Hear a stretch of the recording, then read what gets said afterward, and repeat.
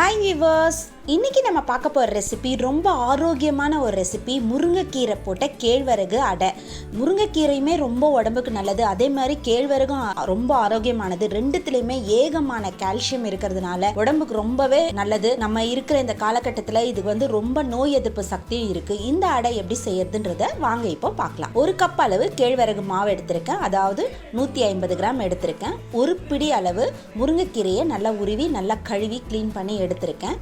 சின்ன வெங்காயம் ஒரு 15 வெங்காயம் பொடி பொடியாக நறுக்கி வச்சுருக்கேன். ஒரு பச்சை மிளகா பொடியாக நறுக்கி வச்சுருக்கேன். கொஞ்சமாக கருவேப்பிலை, அரை ஸ்பூன் அளவு சீரகம், 1/4 ஸ்பூன் அளவு மிளகாய்த்தூள், தேவையான அளவு உப்பு.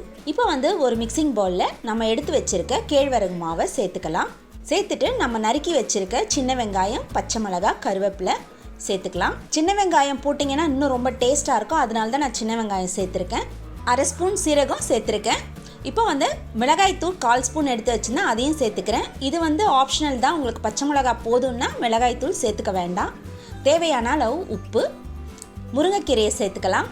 சேர்த்துட்டு நல்லா முதல் தண்ணி ஊற்றாமல் முருங்கைக்கீரை இந்த மாவெல்லாம் நல்லா பிசைஞ்சு விட்டுருங்க. முருங்கைக்கீரை ரொம்ப நல்லதுங்க. நம்ம இப்போ நோய் எதிர்ப்பு சக்திக்காக ரொம்பவே நம்ம நட்ஸு அதெல்லாம் ரொம்ப விலை அதிகமாக கொடுத்து வாங்கி சாப்பிட்றோம். ஆனால் அந்த முருங்கைக்கீரையில் அவ்வளோ சத்து இருக்குது. விட்டமின்ஸ், கால்சியம், மினரல்ஸ் எல்லாமே இருக்குது. அவ்வளோ ஒரு சத்தான கீரை இது நம்ம வாரத்தில் 2 நாள் சேர்த்துக்கிட்டாலே ரொம்ப நல்லது உடம்புக்கு. இப்போ நம்ம கொஞ்சம் கொஞ்சமாக தண்ணி ஊற்றி அடை மாவு பிசைகிற மாதிரி நம்ம பிசைஞ்சிக்கலாம். இப்போ அடையை நம்ம தட்டி போட போகிறோம். அந்த பதத்துக்கு நம்ம மாவை பிசைஞ்சு எடுத்துக்கணும். ரொம்ப தண்ணியாக பிசைஞ்சிங்கனாலும் உங்களால் அடையை தட்டி போட முடியாது. அதனால அடை தட்டி போடுற பதத்துக்கு மாவை பிசைஞ்சு எடுத்துக்கணும்.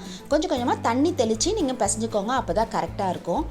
கேழ்வரகு உடம்புக்கு ரொம்ப நல்லது. நம்ம எப்பவுமே இட்லி, தோசை இந்த மாதிரி சாப்பிட்றதுக்கு வாரத்தில் ஒரு நாள் இந்த மாதிரி கேழ்வரகுல அடை, தோசை அந்த மாதிரிலாம் நீங்கள் பசங்களுக்கு செஞ்சு கொடுத்தீங்கன்னா ரொம்ப ஆரோக்கியம். அதே மாதிரி கேழ்வரகுல நம்ம முருங்கைக்கீரையும் சேர்த்துருக்கிறோம், சின்ன வெங்காயம் சேர்த்துருக்கோம், எல்லாமே ரொம்ப ஆரோக்கியமான பொருள் தான் சேர்த்துருக்கோம். இந்த மாதிரி நம்ம அடை செஞ்சு கொடுக்கும்போது ரொம்பவே உடம்புக்கு நல்லது.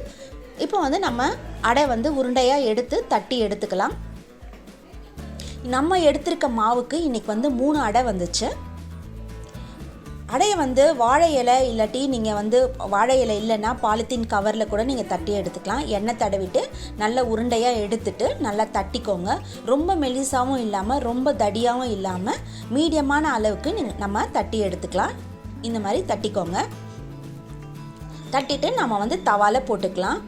இப்போ உங்களுக்கு இந்த முருங்கைக்கீரையும் வெங்காயமும் பச்சையாக போட்டு அடை பண்ணுறதுக்கு பிடிக்கலன்னா நீங்கள் இந்த முருங்கைக்கீரை வெங்காயத்தெல்லாம் நல்லா வதக்கிட்டு மாவோட போட்டு கூட பிசைஞ்சிக்கலாம். இது அடை வேகும் போதே அந்த முருங்கைக்கீரைலாம் நல்லாவே வெந்துடும். நம்ம வதக்கணுன்ற அவசியம் இல்லை. உங்களுக்கு அந்த மாதிரி வதக்கி போடணுன்னாலும் நீங்கள் போட்டுக்கலாம்.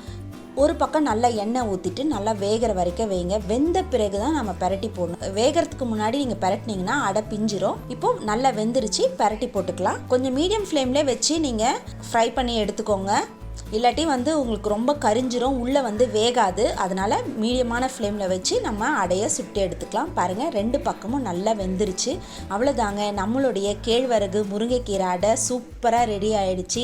நீங்களும் இதை உங்கள் வீட்டில் செஞ்சு பாருங்கள். உங்களுடைய ஃபீட்பேக்கை என்னுடைய கமெண்ட் பாக்ஸில் போடுங்க. இந்த வீடியோ உங்களுக்கு ரொம்ப பிடிச்சிருந்ததுன்னா உங்கள் ஃப்ரெண்ட்ஸ்க்கெல்லாம் ஷேர் பண்ணுங்கள், லைக் பண்ணுங்கள், கமெண்ட் பண்ணுங்கள். நம்ம சேனலை சப்ஸ்கிரைப் பண்ணாதவங்க சப்ஸ்கிரைப் பண்ணிக்கோங்க. பக்கத்தில் இருக்க பெல் பட்டனை மறக்காமல் கிளிக் பண்ணிக்கோங்க. மீண்டும் உங்களை அடுத்த ரெசிபியில் சந்திக்கிறேன். Until then, bye.